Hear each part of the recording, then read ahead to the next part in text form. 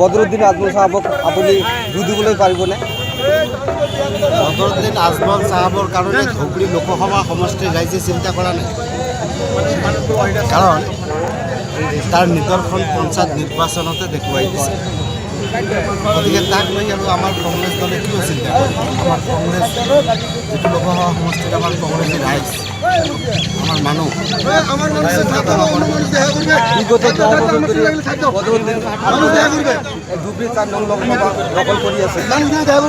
যদিও ৰাইজৰ মাজত চৰ্চা এইবেলিও বদৰুদ্দিন আজমল সাহেবে জয়লাভ কৰিব বুলি ৰাইজে কৈ আছে। আপুনি এই বিষয়ে মতামত কি ক'ব? প্ৰশ্ন নুঠে। ৰাইজে ইতিমধ্যে পঞ্চায়ত নিৰ্বাচনৰ জৰিয়তে তাৰ প্ৰত্যুত্তৰ ভালদৰে বদৰুদ্দিন আজমল সাহেবক দি দিছে। আৰু এটা ইয়াত প্ৰসংগ আহিছে যে বিজেপি আৰু এজেপি মিত্ৰজোঁটে নতুনকৈ কেণ্ডিডেট প্ৰক্ষেপ কৰিব 4 নং লোকসভা সমষ্টিত। যি দলে নাগৰিকত্ব সংশোধনী আইন প্ৰত্যাহাৰ কৰিব লাগে বুলি ৰাইজৰ সংগ দিলে, নিজৰ স্বাৰ্থ পূৰণ কৰাৰ কাৰণে আকৌ আহি লগ লাগে আৰু সেইজন একলগ হৈ ইয়াত প্ৰাৰ্থী প্ৰক্ষেপ কৰিব। তাৰ উত্তৰ ৰাইজে দিব। আমি দুটা দলকে আমি চিন্তা কৰা নাই। আমাৰ